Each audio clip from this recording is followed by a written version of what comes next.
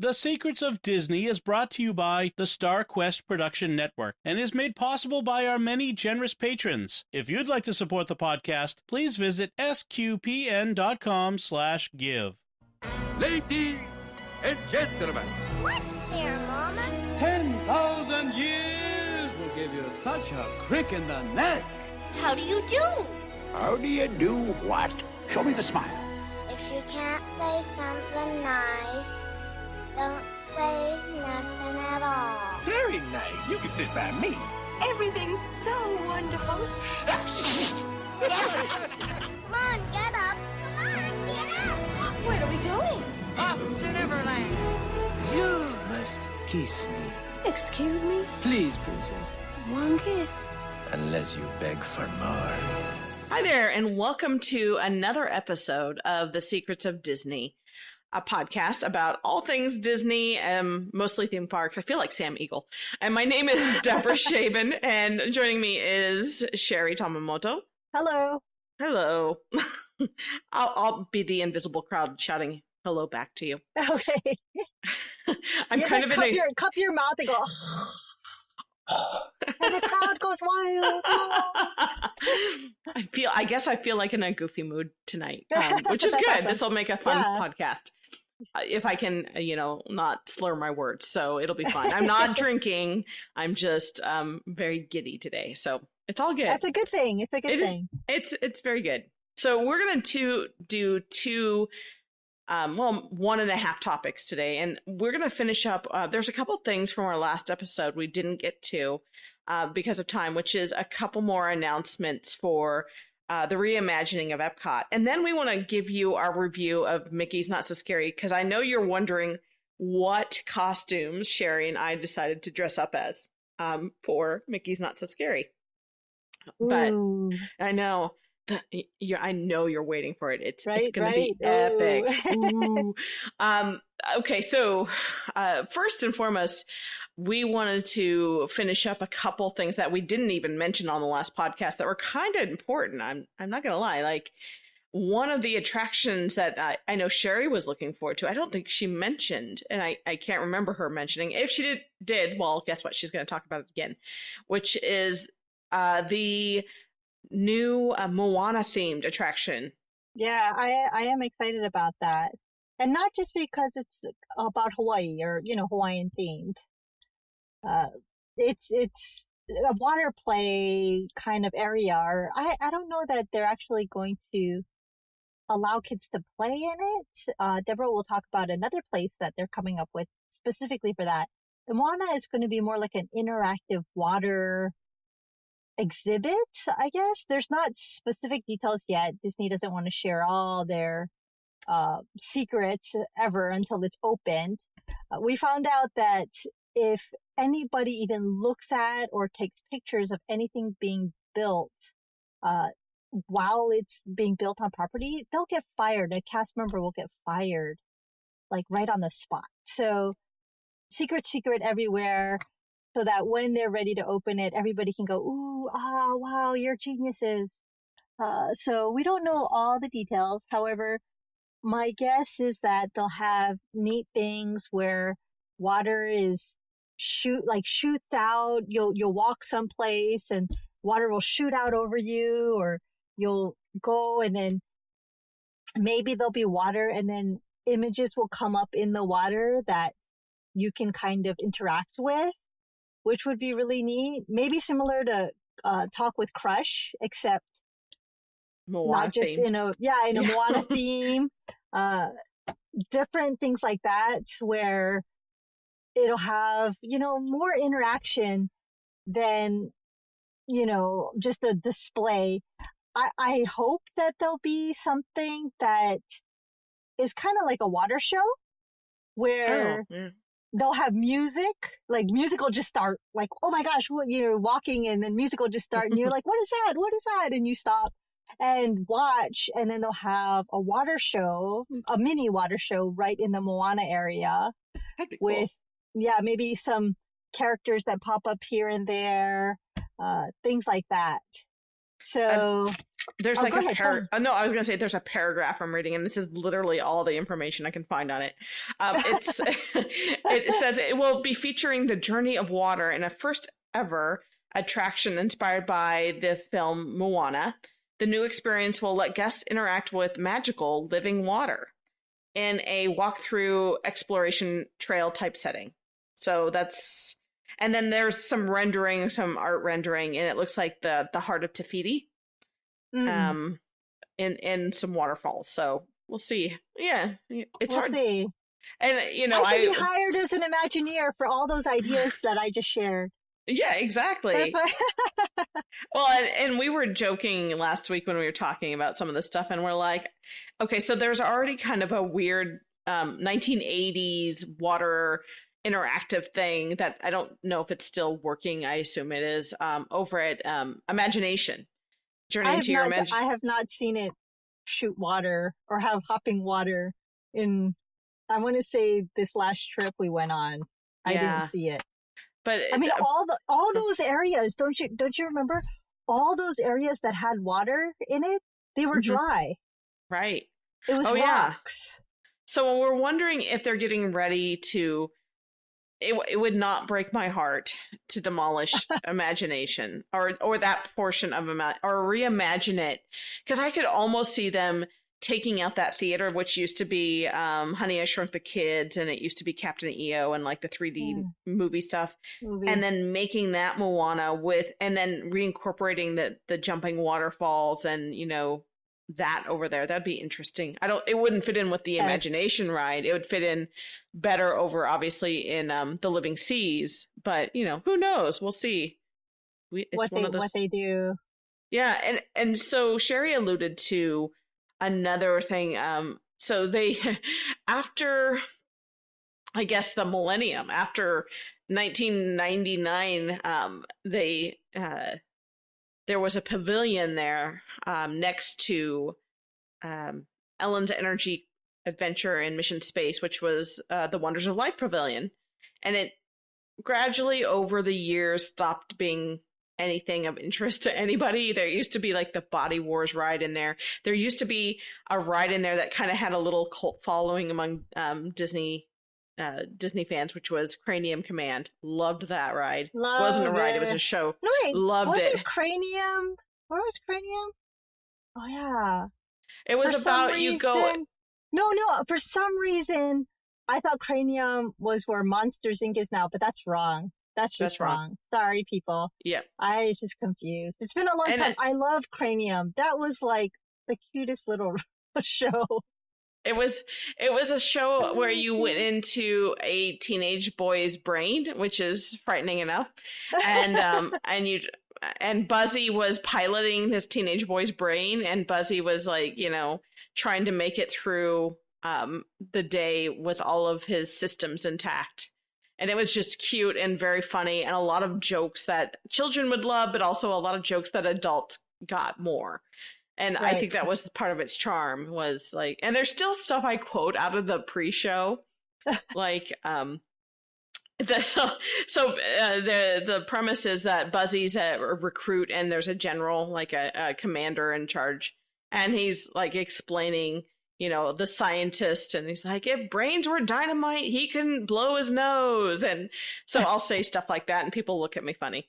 And anyway, but it shut down many years ago. Yeah, and then they used it for convention space, and now it's being refurbished. So it's being refurbished into what they call Play Disney Interactive Pavilion, and that's where we think there's going to be they're demolishing where the characters meet at EPCOT, like in the World Showcase, or not World Showcase, in Future World, and I think it could be potentially where they're putting them. But there's also going to be like interactive children's play areas and some fun stuff to get out of the heat with your little ones, and that'll be opening sometime, I think, next year. I think it's about time they add something like that into EPCOT. They have that one little kiddie area as you walk from Spaceship Earth over the bridge to World Showcase. Yes. That it's tiny. I don't even know how big it is. You can probably, as an adult, you can walk across it in maybe like 6 steps. And it shoots water up out of the ground and kids love it. But that's it. It's tiny. And Right. so to have a bigger play area, as Deborah described, with probably water play, hopefully some climbing, it would be a great release for the kids so they don't go nuts. Because I'm sorry, Epcot, there's not much in that kind of way for the kids. There's the kids spots, which are pretty neat, that go around World Showcase with activities for all the kids. But kids sometimes need to run around. Right. And go ahead. No, I was gonna harken back to the days when I would be like giving guest service at Disney, and I was working at a front desk at one of the hotels, and I'd ask the guests, "Hey, are you going to Epcot?" And it's part of your plan. And they're like, "No, Epcot is boring. There's nothing for my kids to do there," which is a shame, Right. because I love Epcot and I always have. But, so it's nice to have something that might be a little more interactive and not so scholarly, I guess, for the kids, Don't force me to we learn need anything. a balance. You need a balance, but it definitely needs that. The kid spots kind of give that little kid activity, around the country, and they can learn a little bit. But I have 2 boys, and some of our favorite parks were where they could just go into like this huge area. We're not going to name the names of these parks. Yeah. Because they're taboo on this podcast. But they would it was a huge water play area. And then like beyond the water play area, there were these, those balls that, I don't want to say they're like the ones where the big ball pits. Oh, yeah. Because they were a little softer than that. Because you could like shoot them at each other. They had air guns and stuff. And it was so much fun. And our kids would just like go crazy. And it was also great for the parents because it was a safe place where you could rest. There were benches all the way around the side or whatever. And you could rest while your kids went nuts. And then when they got tired enough, you could kind of then walk around the rest of the park and they wouldn't be like running around like nutcases. That doesn't happen. That never happens with your kids. I don't believe you. Great. It was wonderful, though, that water play area and the other thing. Now, the only thing was that you either have to plan to bring extra clothes or quick dry clothes. Right. Or something of like bring a swimwear and then your regular clothes to change into, because I'm sorry, there's no dryer. Right. Well, actually, you know what? I was going to say in that particular theme park, and I know which one you're talking about now. They do have, and some around many of because their water rides get you drenched.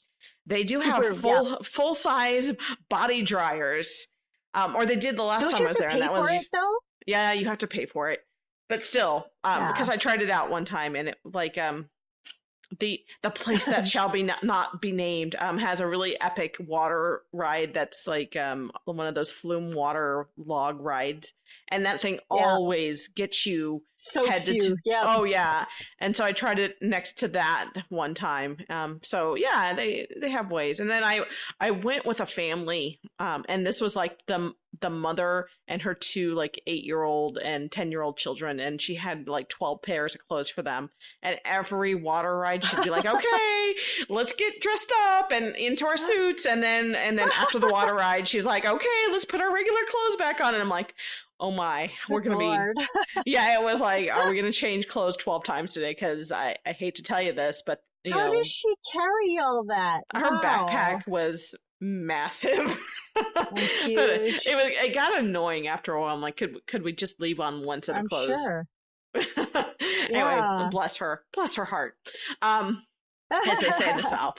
But she was just very back to Epcot. Back to Epcot, because yes, that's one thing that You can find two of those places, and I with the water there, and one of them is the one you described, which is the little bridge that links World Showcase with Future World. But there's also a mini one that sometimes is on and sometimes it isn't, and it wasn't on the last time we passed it in front of Test Track. And then they had that little... Oh, right. And they have a playground there, and they also have a playground over on the bridge over between Canada and Imagination in that big clear space. So there's some play areas, and there's no shade in those areas. So you go over there and you're like, 12-degree burns or whatever, not that that's the thing. You're, blistering your skin off. But anyway. Yeah. And they're not that big. They're not, no. The play areas are not. They're big. Meant for little kids, like toddlers little and kids, yeah. Toddlers and maybe preschool age. They're not meant for bigger kids. But that's, bigger kids probably wouldn't want to do that anyway. They might be more interested in the water interactive areas. But anyway, so that's something that might be coming to the Play Pavilion. And then there was one thing I wanted to revisit, and it was just something. So I was listening to a different Disney podcast, and I like ours better because we're more positive. And they were talking about the funny thing is like this podcast, and I won't name it. What they're always like, oh, it's doomed, it's gonna fail, and so it's always kind of you take it with a grain of salt. But they always have such interesting things they're saying about the restaurants, and they were talking about Space 220, and we're excited. We are giving it a 60% chance that it'll succeed, and and so the gentleman who was talking about why he thinks it's going to fail was saying, this is their testing ground for when they open up the new Star Wars hotel. Is they're trying out the concept first at EPCOT of the idea of being surrounded in space and seeing how well it'll work first at EPCOT in this small scale before they do it in full scale for the new Disney World or Star Tours hotel coming soon. I disagree because that thing is being built already. True, but maybe they're trying to get the tech right so that it'll... Oh, right. Like right. It's like, possible. Okay, it's possible. And I thought, that's very interesting. I never thought of it that way. So, but again, we don't know very many other details about it yet. So coming soon, Space 220. We're wait excited. To get it. And here's the thing that they're like, we'll never get a seat in there because, it'll be like the untouchable reservation system. You have to get up at 6 a.m. and be the first 10 callers, 120 days out. And but it'll be like... I tried to do that once for Beauty and the Beast. Yeah. I just like our fast passes, I tried to stay up. And I was like, okay, I'm going to get these reservations at Beauty and the Beast. And 120 days out, I still couldn't get it. Oh, well, can I tell you a little sideline, a little Deborah history. So 20 years ago, and I literally think it was 20 years ago, I was working for Disney reservations. And not that I ever worked very much in the morning. I was more of a, afternoon kind of person. But there's a couple times where I worked immediately when the call center opened. And yeah, the first hour when the call center opened, and this is back before, computers, before you could do this all online, that, the first hour's worth of calls were people getting Cinderella Castle reservations.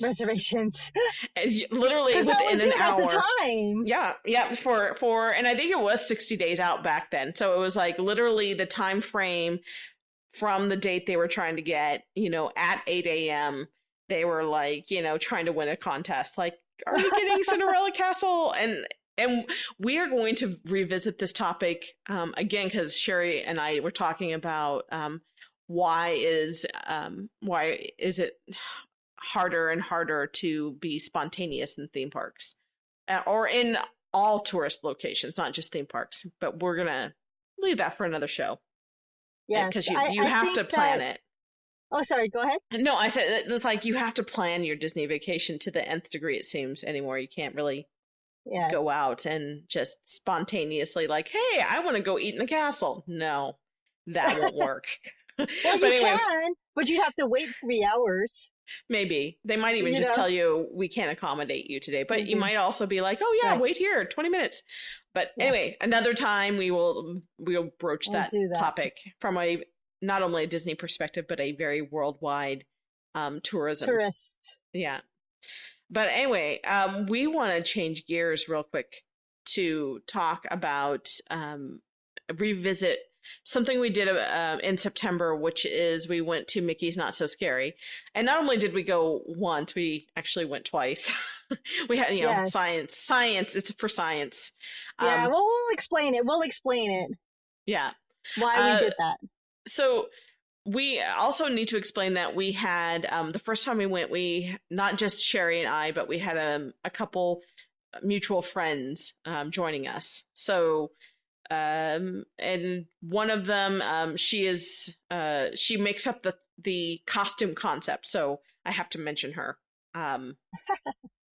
Because we had decided originally I was going to be like, I had a little bat dress and I was going to be a bat. I was going to dress up as a bat.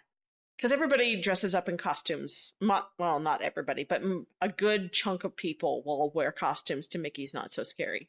It's part of the fun. It really is. It is. And to see what everybody chose. And there's Yes. some really creative people out there. There's some really crazy cosplay people out there who are like, their costume. Full on. Yeah, full on like Disney cosplay.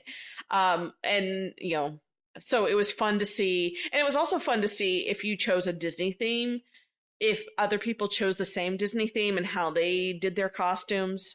Yes, which happened to us. Yes, it did many times. And so, Sheri, you want to tell them what we decided to be?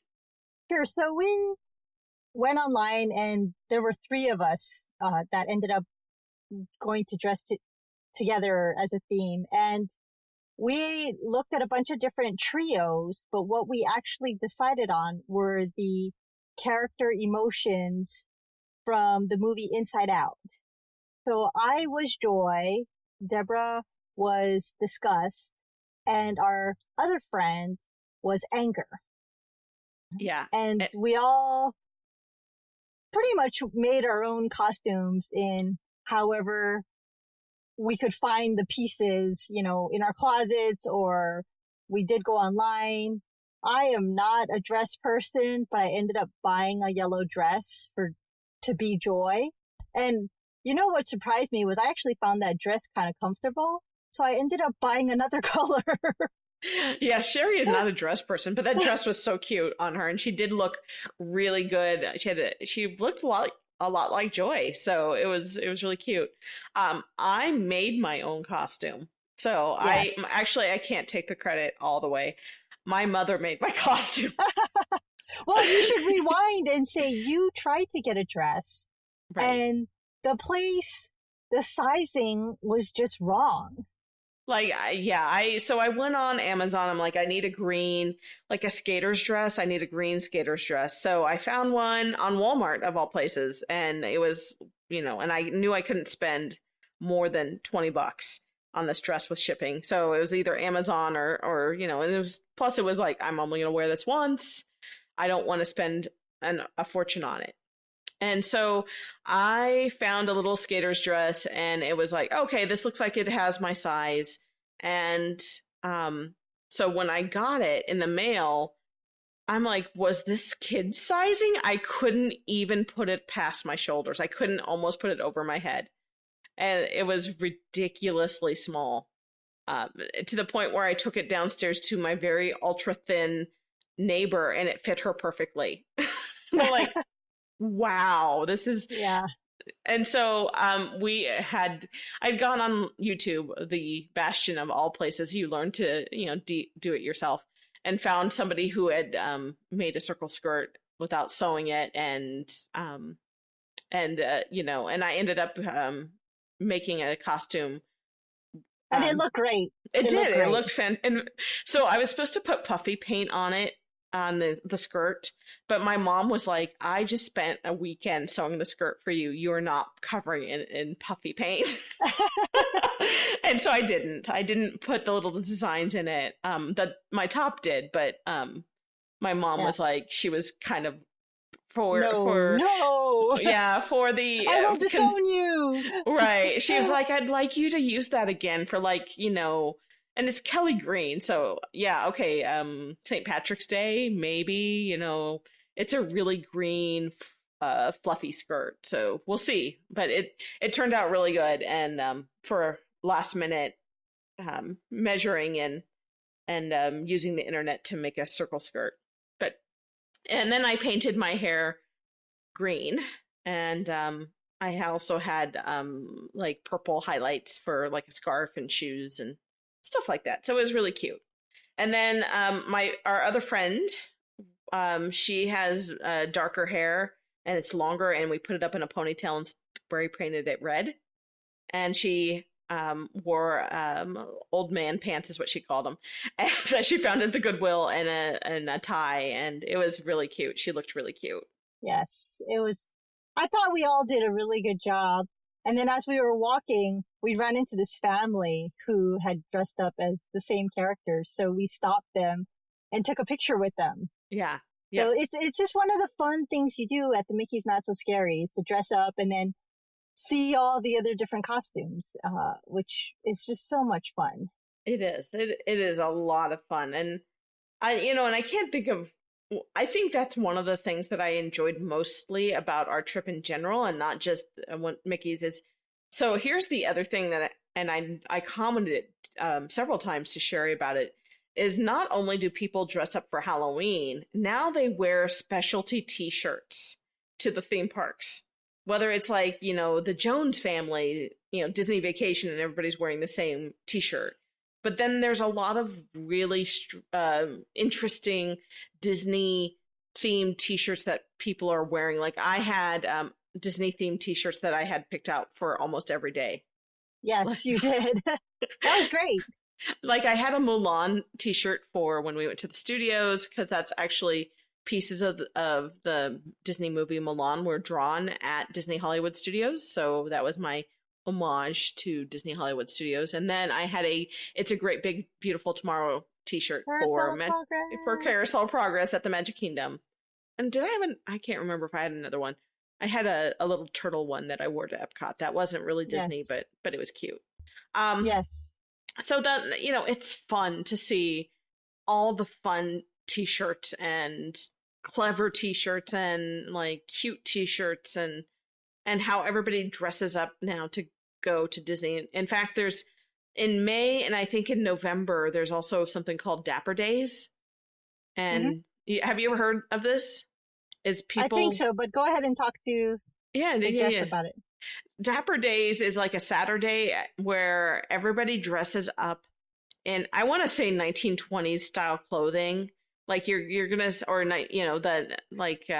1930s. It's like very, like lots of little canes and top hats and button down shirts and those shoes. What are those shoes called? I want to say saddle shoes. That's what women, but that's not. I don't have any idea. Like wingtip shoes. I know what you're talking about. Yeah, no, it's like the Dapper Dans. Like the Dapper Dans, and then the women are wearing and the women are wearing like 1940s haircut or hairstyles and like those cute 1940s dresses and high heeled shoes and hats, and it's adorable. And so it's become a big deal. So for people who don't know, the Dapper Dans are a quartet. Barbershop. Thank you. A barbershop quartet that performs on Main Street at the Magic Kingdom. I think they have maybe like 4 shows every morning. Mm-hmm. And it says in the program guide when they're out there, and a lot of the trips I make a special like attempt to go watch them at least once.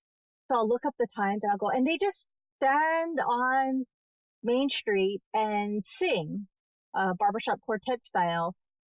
Just as an aside, if you get invited to sing with them, or if you approach them afterwards and sing a song with them, they give you a special card that is like honorary Dapper Dan member or something like that. Oh, that's fun. And so I'm sorry, go ahead. I was going to say, no, on a aside, and I didn't see it when we went to Mickey's Not So Scary, but in the past, They actually dress them up as cadaver Dans. Nice. Yeah, and they do the same thing. They do barbershop, but they do more spooky songs, like, they'll do Grinning Ghosts, and they'll do more Halloweenish songs. And they used to do a show at Diamond Horseshoe a long time ago when they were the Cadaver Dans. But okay, I didn't... so also just to let people know, because we keep mentioning this thing called Mickey's Not So Scary event. And I think we might have talked about it in a previous podcast, but just to refresh people's memories, it's a special evening event. You do have to buy a special ticket for an extra cost. Depending on the day, it has a different value. On Halloween, it's the most expensive. You can come in at about 4:00 to get your wristband. I think they close the park about 6 o'clock. Okay, they shoo all the day guests out at 6. If you don't have a ticket, they're like, so sad. Bye-bye. Yeah. Bye-bye. Have a Disney day. Yeah, exactly. And then everybody else comes in, and it's a Halloween party. There's Halloween treats. They set up trick-or-treating stations, which you just get in line, and they have these big barrels of candy. They have special additions to some of the rides to make it a little more festive for the Halloween. Like at Pirates of the Caribbean, they had real people standing in certain places in the ride, like talking to the guests or making comments, versus the regular ride just has the animatronics. And they're just like pirates, just so you know. Yes. And so they're just like pirates. And so it's actually a really fun event. I remember going to it on previous occasions. This trip, though, I did not enjoy it as much. Yeah. Because it was so crowded. We went to one of the first ones, and we thought, oh, it's not going to be a big deal because, it'll be pretty nice because it's too far in advance of Halloween. No, it was crowded. You couldn't walk without bumping into people. And so the reason Deborah and I went a second time was we were actually hoping, okay, if we try again. So the first day we went, I think, was on a Friday. Yeah, it was. The second day we went was a Tuesday. So we thought, oh, it's a weekday. It'll be less crowded. No, I felt it was just as bad, if not possibly worse. Mm-hmm. When we got off of Barnstormer, we couldn't move. We couldn't walk through the crowd to get to the next thing. Yeah, there's been a lot of controversy lately about whether they're overselling this particular event, because they said, oh, it used to be, and I have 20 years worth of Disney Not So Scary, Mickey's Not So Scary event participation. And I got to say that, yeah, it's getting increasingly more crowded every year, it seems. And, and so a lot of people are like, well, they should limit the tickets so that everybody's a little more happy, enjoyable. You can enjoy it. Well, and here's the other thing too, and this always gets me, because I'm like, if I'm paying $100 and some to go to this event, I'm going to go from the time it starts to the time it finishes, and I'm not going to leave early. And I know if you have kids, you got to do what the kids got to do. But, after the fireworks at 10 o'clock, like, people just start leaving, and it's kind of more just adults in there. But it's still crowded. But it's like, oh, you're all leaving? It's 10 o'clock. Where are you going? Yes. There's still 2 more hours. You know how many rides you could get on in 2 hours? Except really what comes out of our mouth is, bye-bye. Bye-bye. Making more space. Bye-bye. Yeah. Feel how spacious it is in here now. But it was crazy. It was crazy. So, anyway, it could be worth it. I was telling my husband that if we lived in Florida, I wouldn't mind going. This year they had basically kind of like a Mickey's Not So Scary annual pass where you could pay a flat fee and go in as many times as you wanted. And I told him that if we lived there, I might have bought one of them, because then I wouldn't have felt the need to like get everything in that one night, Right. So maybe it would have been more enjoyable, but because I'm glad we went too, because we were able to do things that And the second night, we could not do the first night just because of time and the crowd and the crazy. So it was good, but then that meant we had to pay twice. And if we'd only gone once, I really would have been sad with how much we would not have been able to accomplish in that first night. Right. Well, and to be fair, and I had an off night the first night, and I'm going to leave it there. There was a lot of weird things going on that night. And like the only thing I wanted was this specialty cake. Yes, that was sad. That was really sad. And so I went and bought this specialty cake, which was a little tiny 2-tiered wedding cake that's Haunted Mansion themed, had a little hatchet on the top. And I first a series of misadventures, I was not able to eat my cake that I bought. And it made me really sad. And so I was like, I'm glad we got to go the second time, because I finally got to eat the cake and take pictures of it. And it was a beautiful cake. It was probably more beautiful to look at than to eat, but it was still all right. It was worth it. It was worth it. Yeah. So I had a better time, I think, when you and I went by ourselves than, a large group of. It is really hard to navigate the park with a lot of people. It just is. Yes. So, and the thing is I don't remember it being like that before. I remember going with our group before. I remember going with you and our friends that are from Florida, and we all went together. And I remember it being such a happy, positive, fun time.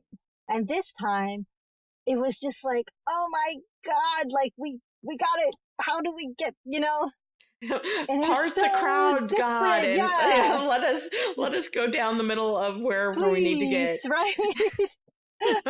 I mean, it rained that night. It was hot and sticky before it rained, and it was amazingly crowded still, even after it, the rain happened right around the fireworks time, and still a lot of people.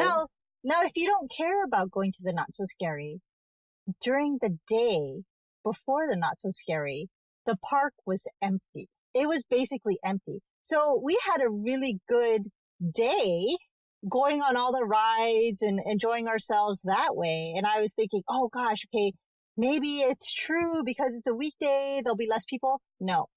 They just waited until Not So Scary to come in, and then it was like crazy hecka busy. Yeah, and it was like, what? So, I mean, we did end up with a lot of candy. Oh, I should add, so there is, if you have allergies, there is an option for that, and they'll give you a teal bag if you tell them you have allergies.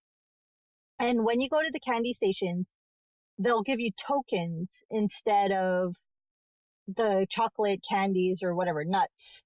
And I think there were 2 places in the park that you could go to trade in your tokens for allergy-free candies, or, they separate the different treats so that you can say, oh, I have a nut allergy, or, oh, I'm gluten-free, or whatever it is that you have allergies for. I have no allergies in that regard, but I decided to try it just to see what it was like. It did not matter how many tokens you had. No. They just took the tokens from you and said, what kind of allergy? And I chose to say the first time that I had a nut allergy, and they were like, okay. And they just grabbed another bag and handed it to me. So they had pre-filled those bags. The second time, I can't remember what I said, but they ended up going to the back and they had these little bins, and they just grabbed a bunch from the back and then tossed it in a bag and gave it to me. So whether I had 10 coins or 2 coins, I would have gotten the same amount of treats. And just a couple treats that they did have. One I think that I remember mostly was the yogurt pouch, or applesauce pouches, like the Go-Go pouches. Yeah, Go-Go Squeeze, Squeeze, yes. And those I always love those anyway. And they had gummy bears or gummies. Gummies, and they also had a couple of like gluten-free things, like gluten-free bars or what is that? It's a company called, I can see the wrapper, Good, and it's like this turquoise wrapper, and they had a couple of those bars that I could see. And then they also had some non-food items, like I want to say they had some tattoos or some stickers or something like that. A bookmark. They had a bookmark. Yeah, a bookmark. That's right.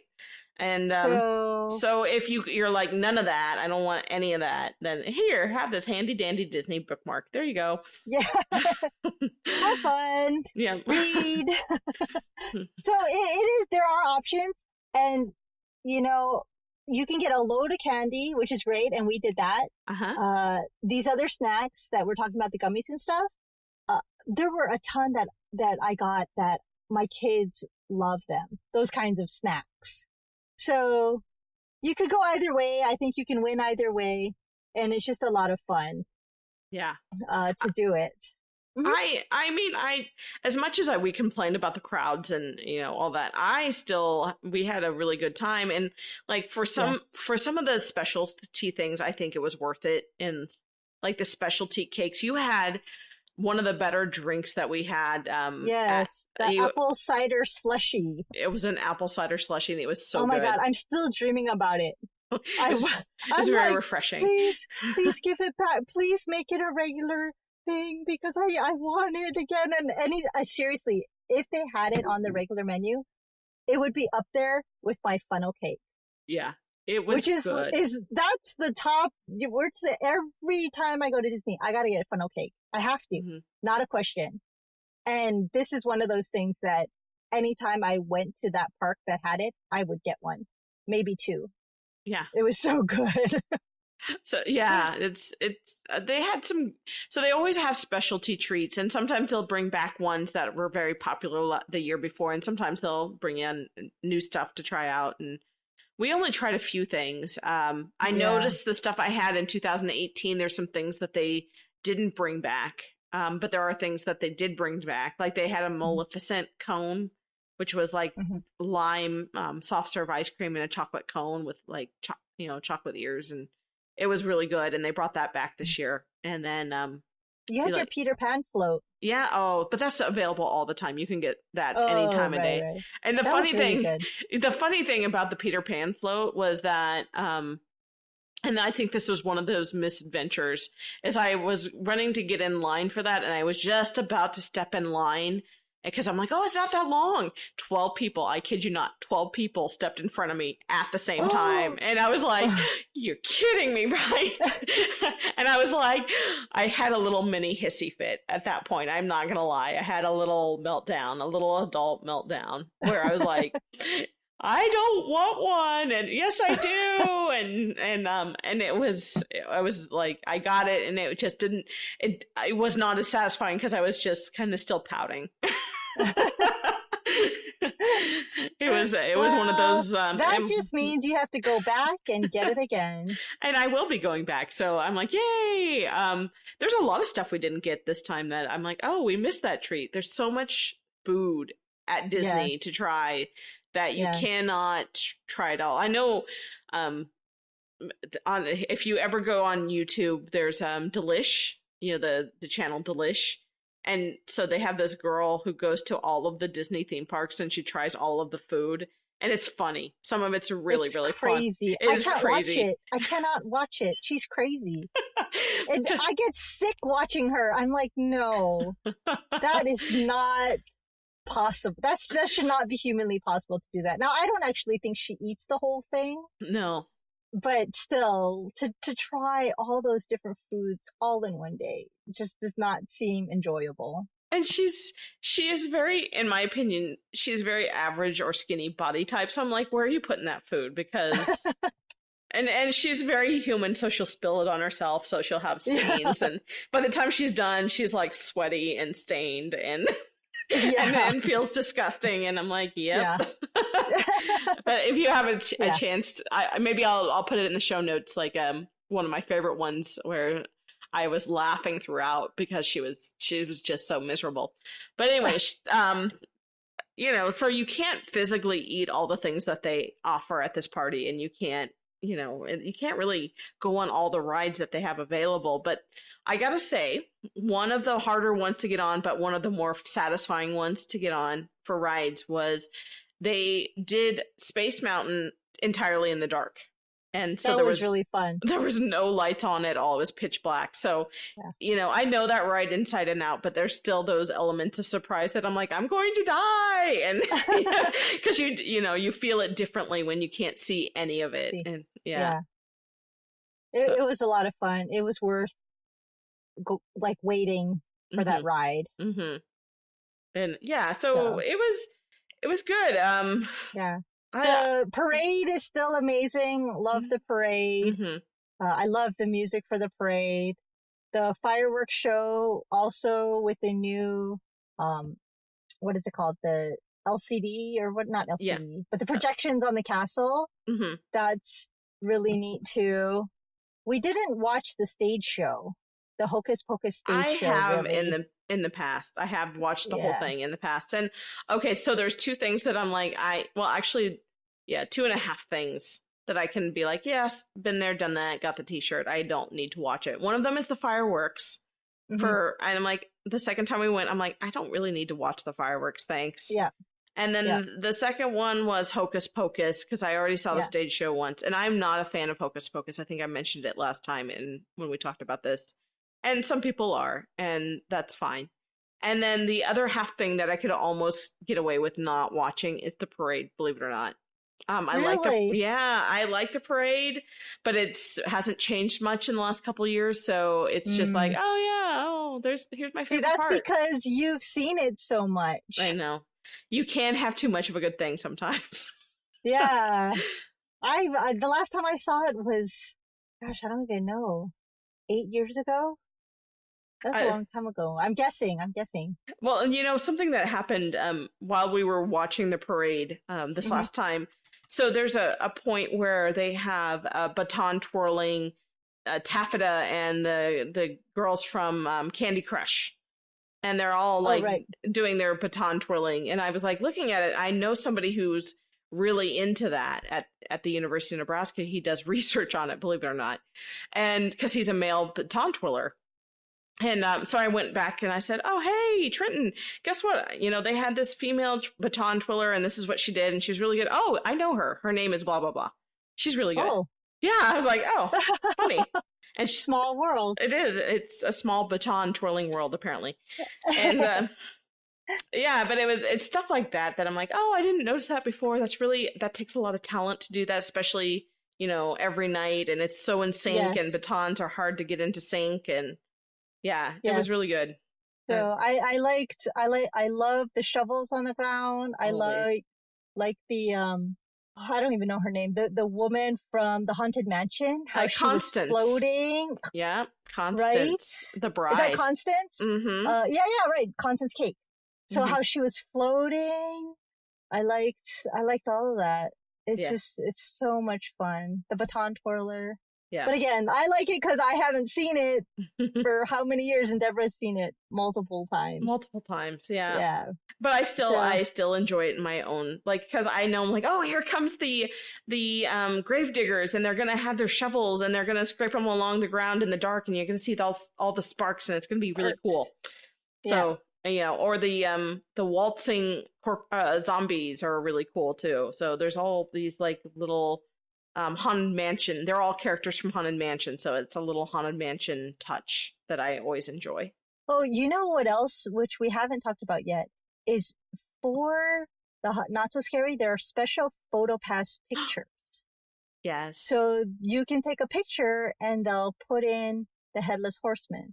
Or we took a picture in front of the Haunted Mansion where there's the carriage, and they added in one of the ghosts onto the carriage, and so driving. Yep. Right, exactly. And so those are neat, and those are special for the event only. You cannot get that during the regular day. Oh, that actually was what was the funniest thing was the Constance, and was that her butler or her? Yeah. So actually, her name wasn't Constance. It was Lady Collada.